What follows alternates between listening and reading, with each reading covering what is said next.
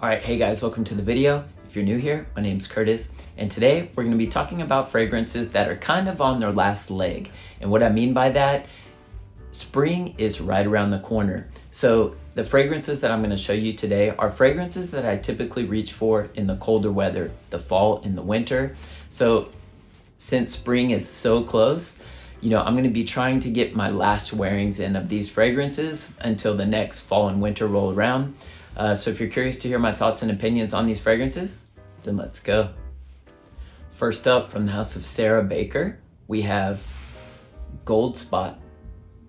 Man, so this one is creamy, chocolatey, oudy, woody, and just downright sexy. This is a gourmand without being too sweet. But what's special about this fragrance is you have a funky blast of oud. Now, but I say funky, and I think sometimes when you say funky, that kind of comes off in a negative way.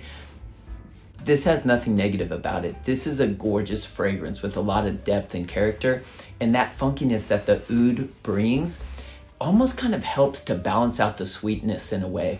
You have some very nice chocolatey notes in here as well that really start to push it into that gourmand territory, as well as some butterscotch to really kind of bring in some sweetness. But like I said, that oud really helps to balance things out here. You also have a bit of woods in the base like vetiver.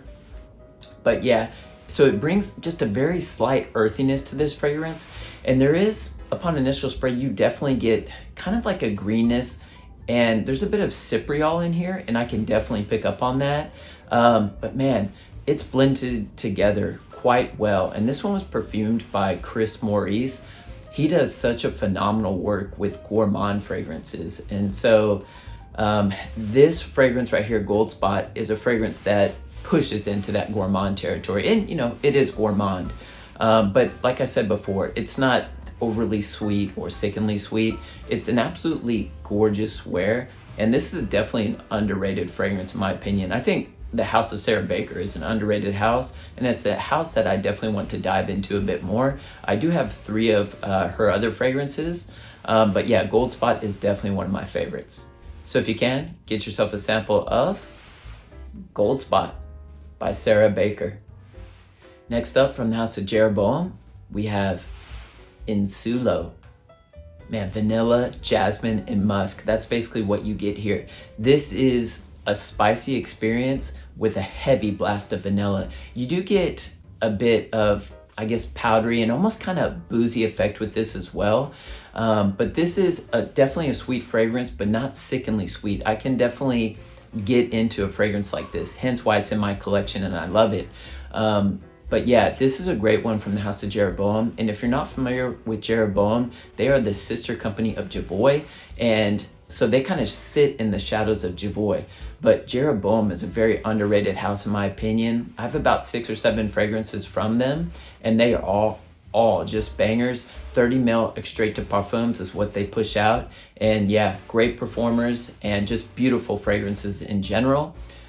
But yeah, Insulo is a very heavy vanillic fragrance that wears a bit ambery as well, but I really enjoy the wearing experience of this one, and it's definitely one to check out. So if you can, get yourself a sample of Insulo by Jeroboam. Next up, from the house of Maison Crivelli, we have Oud Stallion. Man, so this one is just a very dense and potent, saffrony, leathery fragrance. You do get a bit of oud in here, but I would say in general, this is definitely more of a leathery style of fragrance. And I remember when I first got this and I saw the name, I was thinking Oud Stallion. I was like, wow, this is going to be such a barnyardy, funky experience. Stallion references like horses, so I'm like thinking, I didn't have the best mental picture in my mind. But once I smelled this one and actually spent a little bit of time with it, I've really grown to enjoy this fragrance, and I actually love the wearing experience. This is extremely potent though. For me, in terms of how I like my fragrances to project and how I like them to kind of wear on me, this is a 1 sprayer. So sometimes it's even a half a spray because this pushes out extremely heavily. So I really need to be careful when I wear any of the extracts from Maison Crivelli, but especially this one. This is a beast, I'm telling you. And after I've spent more time with this, I feel like I kind of like Oud Stallion a bit more than I do Oud Maracuja. I kind of go back and forth a little bit with that, but this is a wonderful fragrance, and you don't really hear a whole lot of people talking about Oud Stallion. I think Oud Maracuja definitely gets the shine from the House of Maison Crivelli, but this is definitely one to check out for sure, especially if you like leathery fragrances. This is definitely a good one. So if you can, get yourself a sample of Oud Stallion by Maison Crivelli. Next up, from the House of D'Orsay, we have Tonka Hysteria. Man, dense, thick, creamy, slightly powdery, warm, thick, spicy. Oh man, it is almost like heaven. This has become one of my favorite and such a heavy hitter for me in my rotation this fall and winter. Tonka Hysteria, man, D'Orsay knocked it out of the park with their 3 extracts that they released. I have smelled all 3, and I also own Flower Lust, but I would say out of the 3, Tonka Hysteria is my favorite, hands down. This one is unisex right down the middle, and in terms of its performance, man, it is a heavy hitter. It's quite beastly, 10 plus hours longevity, and it's a room filler. So for me, and how I like my fragrances to wear and project, this is a 1 to 2 spray fragrance for me. But man, it's such a gorgeous wearing experience. And I would say upon initial spray, you definitely get that blast of like cinnamon, and it definitely is a bit peppery as well.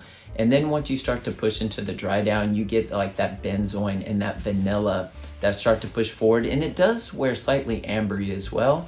But man, I love the wearing experience of this. And D'Orsay is a house that I definitely want to dive into a bit more. I have only experienced their extracts, so I want to dive into their just normal collection that they have, as I know they wear quite elegant.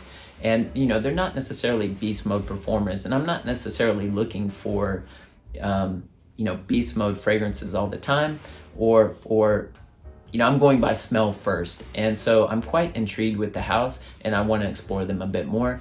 But Tonka Hysteria is definitely a fragrance to check out. So if you can, get yourself a sample of Tonka Hysteria by D'Orsay. And finally, from the House of Baruti, we have Perverso. Upon initial spray with this one, you definitely get that roasted kind of smoky hazelnutty vibe for sure, with a bit of sweetness from the caramel. But once you start to move into the dry down, you get that tobacco, chocolate, and kind of like a boozy-like quality from rum that starts to push forward. But man, this is such a gorgeous, gorgeous wear. But with this fragrance, less is more. I just do 1 spray with this because it can easily overwhelm me. And I think this fragrance is quite polarizing, so it's either love it or hate it. I feel like there's no in between with this one. But Perverso is definitely a great fragrance, and if you're someone who likes gourmands, this is definitely a gourmand fragrance, but it goes down kind of a different path. So if you're looking for a gourmand that kind of has a different twist to it, check out a fragrance like this. It's definitely a good one. So if you can, get yourself a sample of Perverso by Baruti. Alright guys, so that's all I have for you for today. Don't forget to like and subscribe if you enjoyed today's content, and let me know down in the comments section what fall and winter fragrances will you be giving your final wearings of before we roll into this spring season. I'd love to hear about them. Well, I hope you guys are staying healthy and well, and I'll see you in the next video.